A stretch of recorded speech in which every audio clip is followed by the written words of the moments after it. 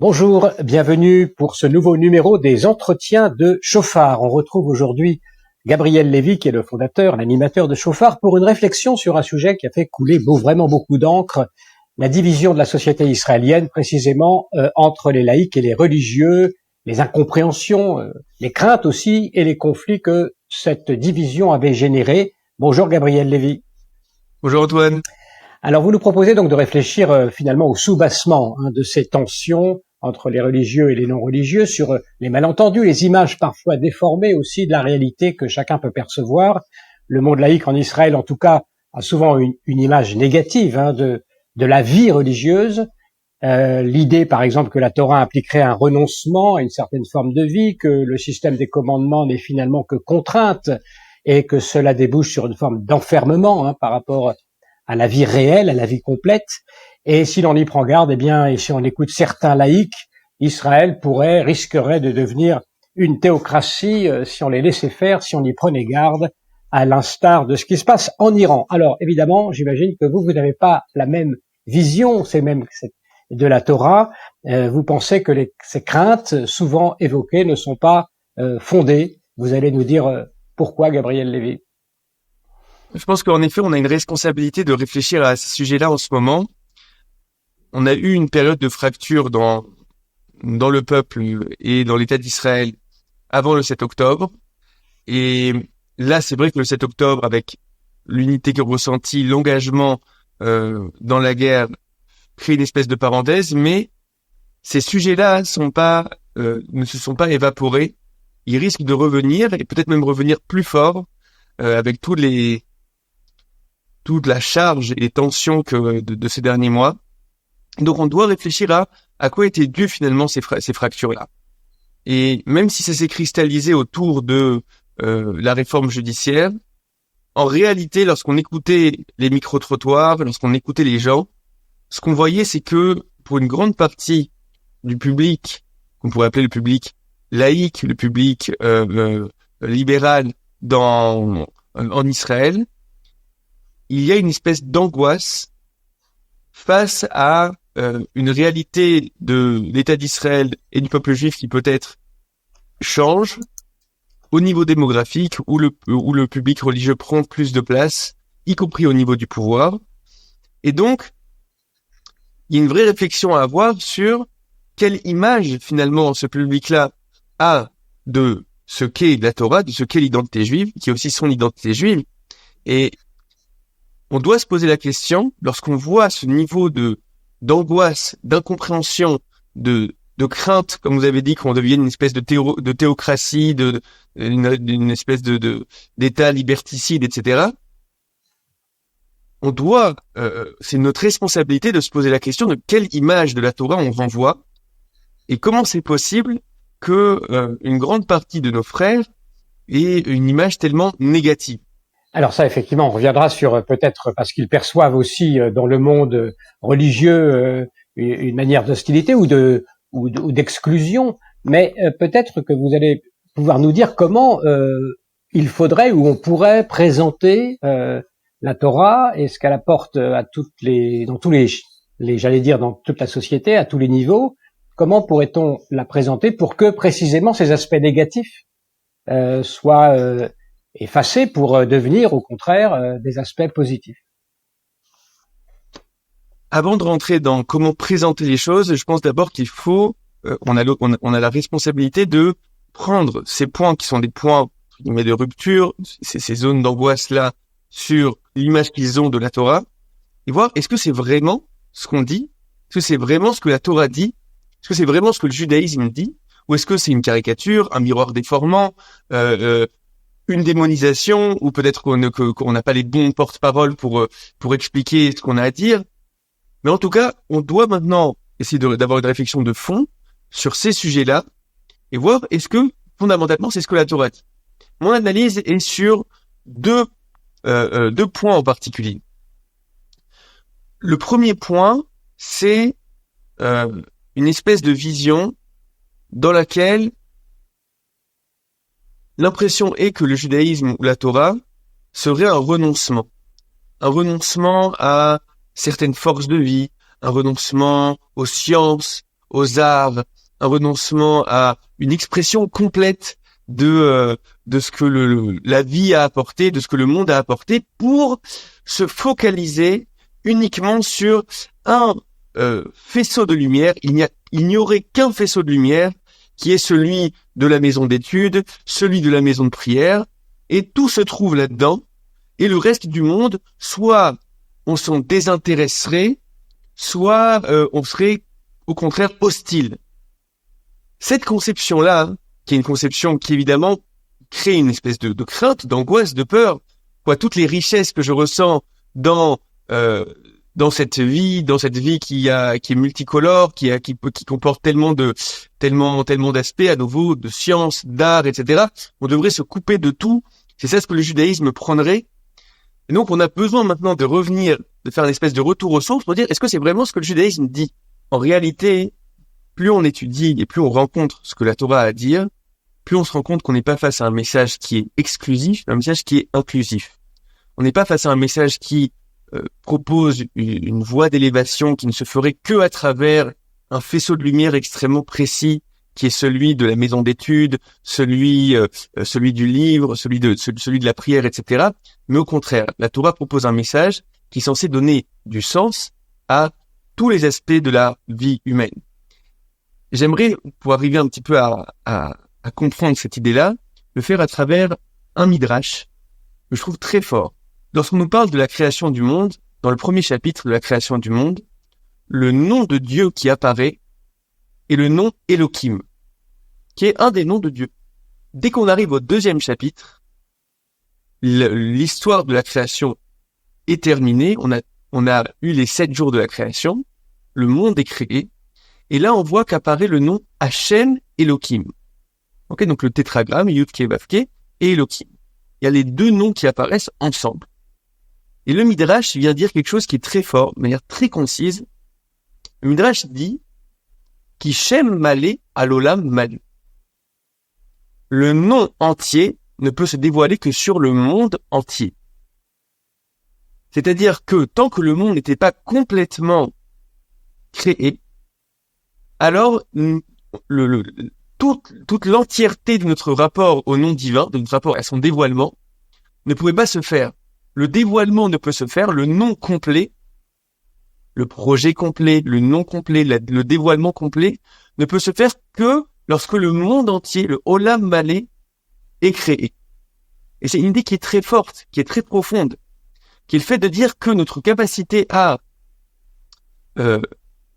être en contact avec ce qui nous dépasse, à peut-être jouer le rôle qui est le rôle que la Torah essaie de nous donner, ne peut se faire que à travers un monde qui est un monde complet, qui comporte toutes les forces de la réalité.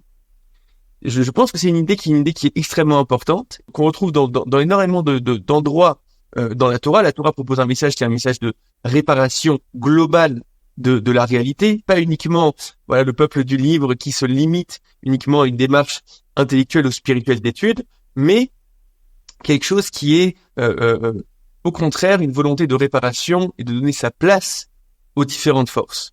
Donc on est loin de cette conception-là, qui est une conception de le judaïsme et la Torah serait un renoncement aux différentes forces de vie, à l'art, à la technologie, à la science, etc. Au contraire, le message de la Torah ressemble beaucoup plus à un message de chef d'orchestre qui prendrait tous ces instruments et toutes ces différentes couleurs pour leur donner leur place, les raffiner, les élever chacune comme elle doit apparaître, plutôt qu'une espèce de vision comme ça d'enfermement où il y a un désintérêt des différentes forces de vie, un désintérêt que s'épanouisse tout ce qui est dans l'homme pour se concentrer sur quelque chose qui serait extrêmement réduit.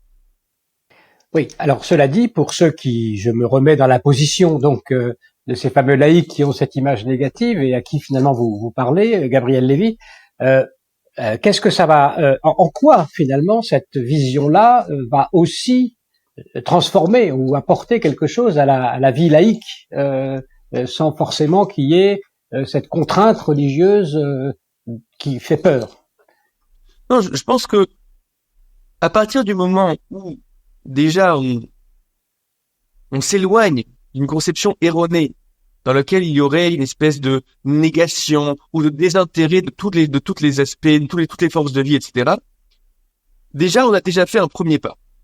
Après, est-ce qu'on a besoin d'un message éthique, d'un message qui va venir diriger nos différentes forces de vie? Ça, je pense que toute personne humaine avec un minimum de sagesse et d'humilité peut être à l'écoute du fait que, en effet, la réalité humaine et la réalité du monde est suffisamment complexe, on peut suffisamment se prendre les pieds pour avoir envie d'être à l'écoute d'un message qui a peut-être quelque chose à apporter sur comment gérer et comment épanouir toutes ces forces de vie. Dans le Zohar, les mitzvot sont appelés Tariag Itin des Malka, les 613 conseils du roi.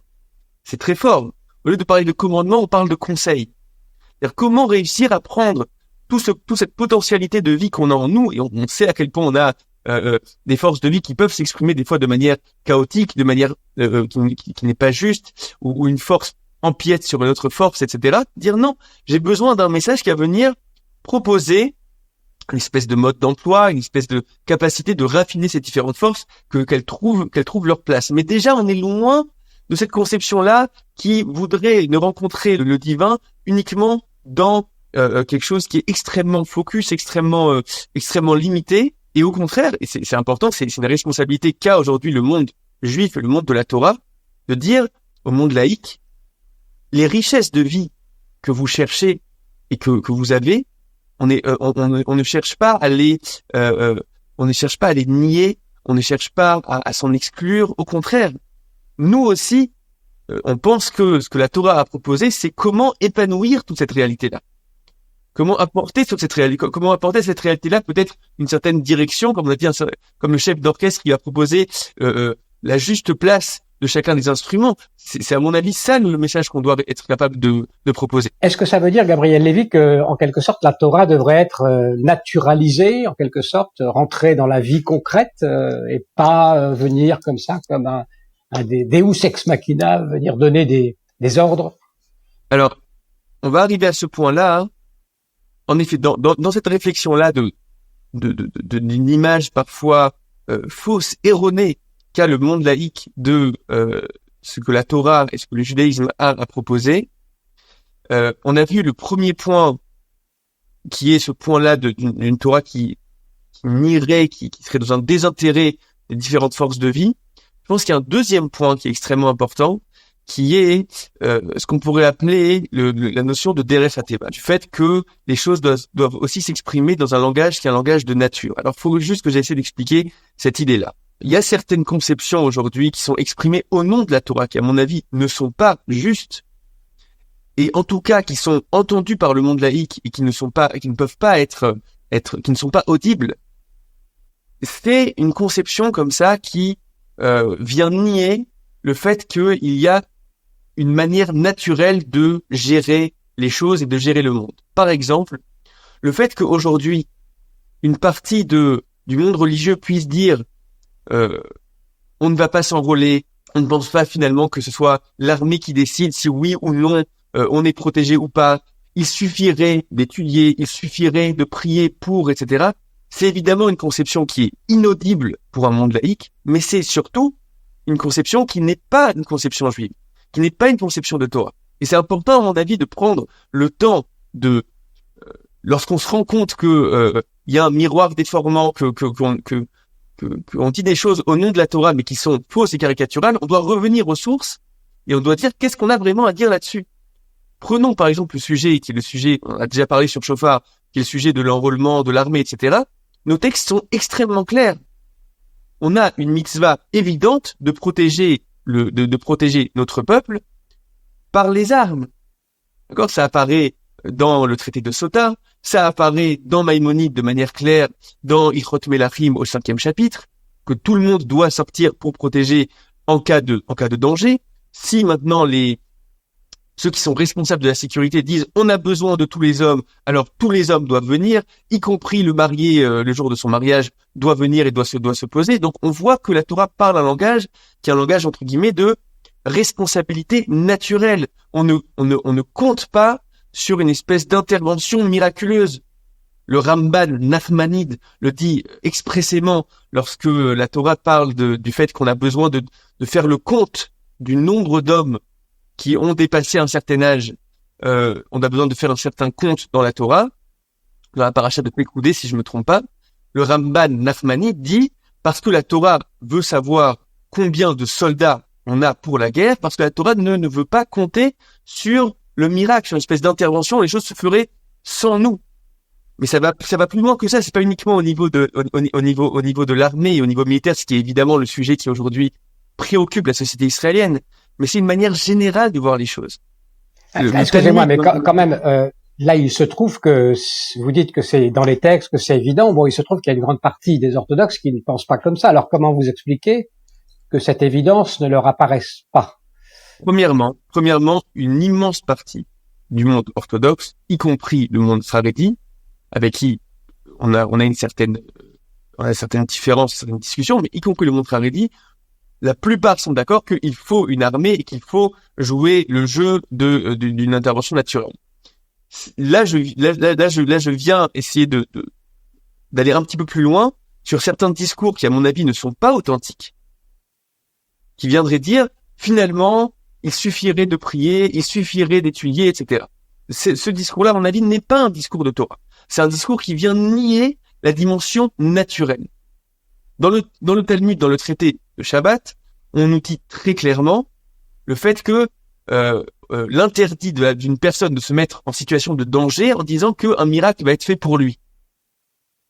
D'accord? On doit gérer la réalité justement avec ce langage qui est le langage de nature. Et si on expliquait pourquoi, le Rav Kook explique justement à partir de ce passage dans le Talmud, explique le fait que c'est pas pour rien que le monde fonctionne avec cette dimension naturelle. C'est pas pour rien qu'on a cette obligation-là, par exemple, de défendre le pays. C'est pas pour rien qu'on a une obligation de subvenir à ses besoins au niveau naturel, d'avoir un métier. C'est pas pour rien qu'on nous demande d'aller chez le médecin et de faire tout ce qu'il y a à faire c'est pas pour rien tout ça. Le fait que soit instauré un monde de nature, ça permet l'action de l'homme. Ça permet la responsabilité humaine. La conception caricaturale et fausse qui viendrait dire qu'au final l'homme serait complètement passif et devrait être uniquement d'une espèce de prière pour que les choses se fassent sans lui, c'est pas une conception juive. La conception juive, c'est que justement Dieu va prendre un pas en arrière pour laisser la responsabilité à l'homme. Pour faire le monde de nature, le monde où il n'y a pas une intervention permanente, permet cette possibilité-là d'action et de responsabilité humaine. Ah, vous parlez de monde de nature, mais on entend souvent un peu le contraire, à savoir que justement le judaïsme, c'est d'aller au-delà de la nature, de ne pas se conformer à la nature, d'avoir une forme d'extériorité transcendante qui n'est pas précisément naturelle. Est-ce que ça ne s'oppose pas à ce que vous dites? C'est au sein d'un monde où justement la place est laissée à l'homme, la responsabilité est laissée à l'homme, être capable par l'homme, pas que ça se fasse de manière passive, que l'homme arrive à façonner, réparer, améliorer les choses de manière par son action. Le monde du miracle est un monde dans lequel l'homme est passif. Beaucoup de textes nous disent que justement la sortie d'Égypte où on va mettre en avant cette réalité miraculeuse, c'est une réalité qui se fait lorsque le peuple juif naît. On est encore dans une dimension qui est encore quasiment enfantine. Lorsque le peuple juif va devoir rentrer en terre d'Israël, on va cesser un petit peu ce langage-là. Il n'y a plus de manne qui tombe, il n'y a plus de nuée qui protège. C'est à vous maintenant de prendre cette responsabilité-là. Et et justement, tout l'enjeu, c'est d'arriver à incarner un certain monde de valeurs, un certain message au sein d'un monde de nature. Est-ce capable maintenant de combattre avec les armes, d'être face à des ennemis qui sont si difficiles, de trouver en nous les forces et les raisons pour lesquelles on va être capable de combattre et de combattre d'une autre manière peut-être. Vous parlez de combattre, mais finalement, ça concerne aussi tous les secteurs de la vie, j'allais dire d'un État, d'une nation, et il y a quelque chose à développer beaucoup, j'imagine, au niveau de la Torah, qui n'a pas été forcément fait par la force des choses, qui concerne précisément tous les secteurs économiques, sociaux, etc. C'est sûr que pendant la période d'exil, cette responsabilité-là était plus sur l'individu.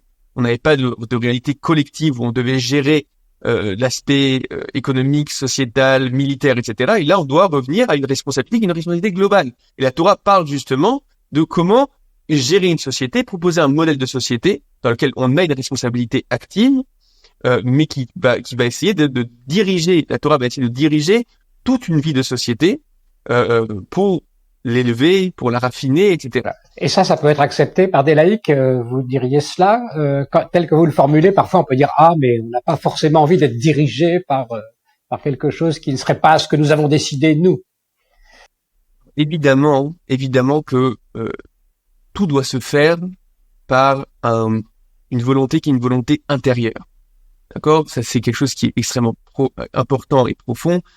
On ne veut pas ce choix-là de vivre d'après un certain message, des valeurs juives, des valeurs de la Torah. On ne veut pas que ça se fasse comme quelque chose d'extérieur, d'imposé. On veut que ça vienne de l'intérieur. Et pour ça, il faut que le judaïsme et la Torah soient capables de montrer, de proposer ce en quoi c'est un message qui apporte. Mais avant d'être capable de montrer ce en quoi c'est un message qui apporte, et c'est une grande partie, à mon avis, de la responsabilité, on doit d'abord faire face à pourquoi ce message-là est fait tellement peur. Pourquoi ce message-là a une si mauvaise image. Avant de voir comment on va y avoir un moteur de rapprochement, quels sont les freins qui font qu'on n'a pas envie de se rapprocher. Et donc là, c'est ce que j'ai essayé de montrer, c'est sur 2 plans en particulier.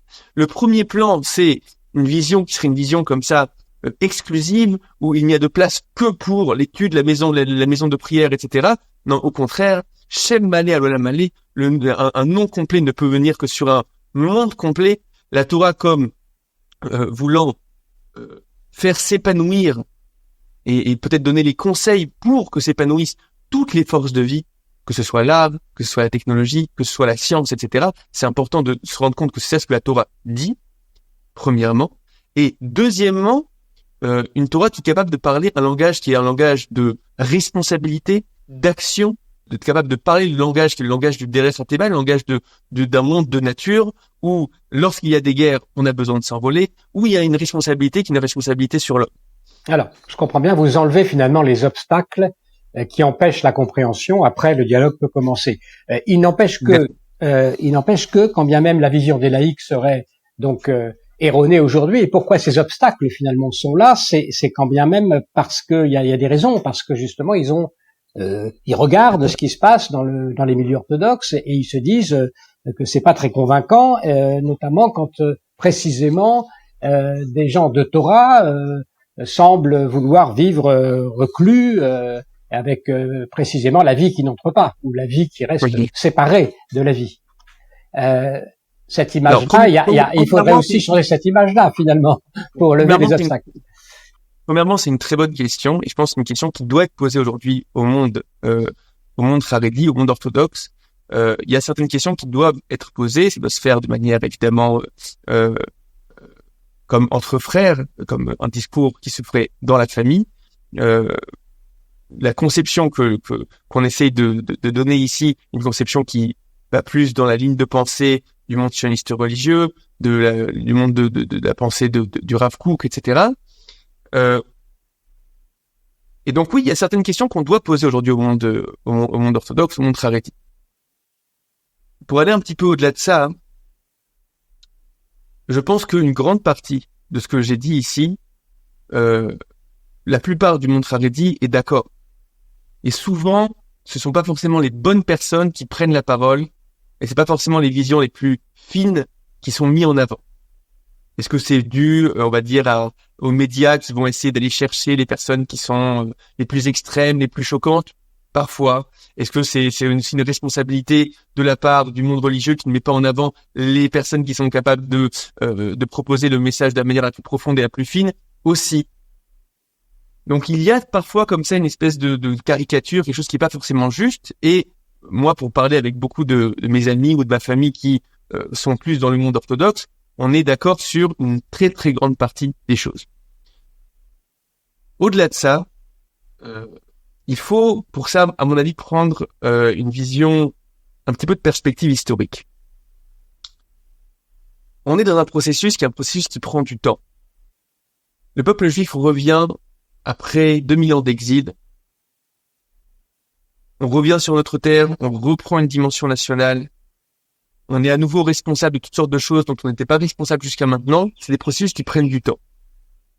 Il y a une image que j'aime bien aussi, qui est l'image d'un de mes maîtres, qui dit que le retour des exilés, ça ressemble un petit peu à une recette de cuisine où on remet plein d'aliments en présence. Comme imaginez-vous un chulent ou je sais pas quoi, quelque chose comme ça qui mijote, où on prend un petit bout de viande, etc., des légumes, et ces choses-là, elles vont mijoter ensemble. Pendant 2000 ans, on n'était pas ensemble. Et là, il y a quelque chose qui peut, il y a une dialectique, il y a une alchimie qui peut se refaire.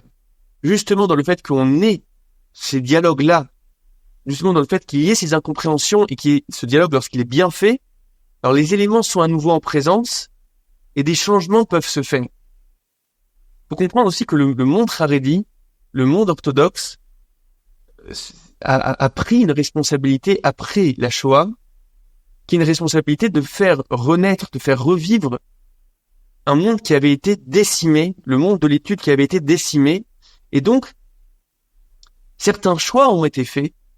Par exemple, le choix qui n'a jamais existé dans le monde juif de quasiment qu'un pourcentage extrêmement important vont se dédier à l'étude uniquement, sans forcément travailler, c'est quelque chose qui n'a pas existé dans le monde juif, quelque chose qui vient pour répondre à une situation exceptionnelle où le monde de l'étude a été décimé. Et donc, je pense qu'une grande partie du monde orthodoxe est conscient du fait que c'était important pour une certaine période. Cette mission-là qu'ils ont pris sur eux, elle a apporté ses fruits. Et on est aujourd'hui face à un monde de l'étude, qui est un monde de l'étude qui refleurit. Mais il y a cette importance-là maintenant de que les choses évoluent, que les choses changent, et ça se fait un peu comme cette recette de cuisine, justement dans le fait que différentes forces, le monde sioniste religieux parle au monde Haredi, dit voilà, on n'est pas d'accord sur ABC, le monde laïque dit est-ce que vous véhiculez une image de la Torah qui est une image avec laquelle on peut s'identifier, et de cette manière-là, hein, à mon avis, les changements peuvent se faire et doivent se faire. Sauf que certains, quand même, prétendent qu'il y a une vérité à ce que la Torah soit maintenue hors de l'histoire, que c'est quelque chose qui est ahistorique, et que donc elle n'a pas à être mêlée au monde forcément et que il faut maintenir simplement cette pureté de l'étude. Je pense que si on rentre dans les profondeurs des choses, tout le monde est d'accord que la Torah parle d'un message, qu'un message éthique intégré à une société. Les personnes, lorsqu'ils étudient des traités du Talmud, ils étudient des règles qui sont des règles de justice économique, de justice sociale. Donc c'est évidemment intégré à une vie de société. C'est évident. Toute personne qui étudie le traité de Ktubot sait clairement que c'est une obligation pour le mari d'aller travailler pour sa famille, etc. Évidemment qu'on est d'accord sur 99% des choses. Il y a eu à mon avis un certain besoin à un moment de mettre en avant une certaine vision de la Torah qui est plus exclusive parce qu'il fallait reconstruire un certain monde de l'étude. À mon avis, va y avoir un retour aux sources et j'ai vraiment confiance dans ce processus-là. Mais j'espère que on doit y participer aussi en disant ce en quoi on n'est pas d'accord. Et c'est aussi ce que j'essaie de faire ici, en proposant une autre vision, en disant à la fois au monde laïque, ce que vous percevez de ce que la Torah a à dire est une vision, à mon avis, fausse et caricaturale. Et c'est important sur ces deux points, à nouveau, le point d'une Torah qui veut épanouir toutes les forces de la réalité et toutes les forces de vie, premièrement, et deuxièmement, une Torah qui est capable de prendre ses responsabilités dans un langage qui est un langage de nature et un langage pas passif mais actif. Premièrement, parler à ceux qui ne s'identifient pas au monde de la Torah et dire peut-être que vous avez une image qui est une image erronée. Venez étudier, c'est aussi votre message et votre héritage, et c'est dommage que vous ayez une vision qui soit une vision erronée. Et aussi parfois parler à nos frères qui sont dans une vision qui ont une vision différente, et à nouveau à travers nos sources à travers cette Torah qu'on a en commun, venir et confronter les avis et espérer que les choses bougent et que les choses changent. Combien de temps ça va prendre, Gabriel Lévy? Écoutez, la cuisson du Tchoulant. il y a une célèbre Gemara dans le traité de Brachot, dans le Talmud de Jérusalem, qui dit que la délivrance d'Israël se fait comme le lever du soleil, kim'a, petit à petit. Donc on doit être capable de parler aussi un langage qui est un langage de processus. Je pense qu'il y a énormément de choses qui se font, beaucoup de processus qui sont des processus positifs et les choses avancent. Et justement aussi ces moments de crise, ces moments où se font face deux visions de ce que devrait être l'État d'Israël. Ça se font face, et des fois se font face de manière assez difficile, assez violente. C'est aussi des moments où il peut y avoir des sauts de l'histoire. Où d'un coup, on dit, bon, il faut maintenant résoudre ce problème-là. Est-ce que vraiment la Torah dit ça? Est-ce que vraiment vous avez une vision juste de la Torah? Ces moments-là, qui sont des moments de crise, sont aussi des moments d'accélération. Et c'est vrai aussi, vous parlez de ce qui se passait avant le 7, mais c'est aussi vrai avec ce traumatisme du 7 octobre, qui est sans doute un ébranlement aussi pour un nouveau questionnement de chacun sur son... Ça a éveillé énormément de processus, y compris dans le monde. Bon, évidemment, le monde sioniste religieux qui de tout temps faisait l'armée, s'enrôler, etc. Évidemment, là, on voit à quel point il fait partie de l'effort de guerre, etc. À mon avis, aussi au sein du monde Haredi, il y a un mouvement qui est un mouvement qui peut-être ne se voit pas encore dans les journaux, etc. Mais je pense que c'est un mouvement qui est un mouvement intérieur, d'appartenance, de destinée commune, de volonté de volonté d'œuvrer, etc. C'est des choses qui, à mon avis, se font. Et je pense, ça, on en parle beaucoup dans le Shofar, je pense que toute notre manière de se parler au sein du peuple peut-être passer d'un mode qui était un mode conflictuel, un mode où on se faisait face, à une réalité où on sert ensemble, on est dans ce bateau ensemble. C'est une réalité qui est une réalité beaucoup plus familiale, et on doit être capable maintenant de clarifier ces sujets-là ensemble, entre frères. Et est-ce que vous vous sentez soutenu dans ce mouvement? Il y a beaucoup de gens qui participent à cette volonté de sortir de l'opposition pour ouvrir d'autres débats, ou est-ce que encore vous avez l'impression d'être pionnier en la matière? Non, alors je suis pas du tout pionnier, mais évidemment, je pense que toute personne qui revient de réserve, toute personne qui était en Milouim, etc., vient avec ce message-là. On combat ensemble, on sait faire face ensemble, etc. On doit être capable aussi dans la société civile de parler différemment. Et bon, évidemment, on a cette problématique là du monde médiatique et du monde politique qui est fondamentalement, on a déjà parlé dans un podcast précédent, fondamentalement à une problématique de polarisation. On doit réfléchir à comment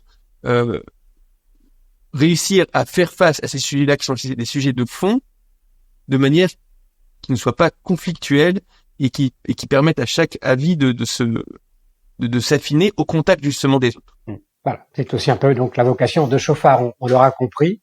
Mais merci beaucoup Gabriel Lévy pour nous avoir proposé ce chemin qui n'est pas un chemin médian d'ailleurs, qui est un chemin de dépassement de l'opposition à partir du moment où on a levé un certain nombre de craintes qui n'étaient pas forcément correspondaient pas forcément à des réalités, mais plutôt à des angoisses de part et d'autre. Merci vraiment, et puis on se dit à bientôt pour d'autres entretiens sur Shofar. Merci beaucoup, à très vite.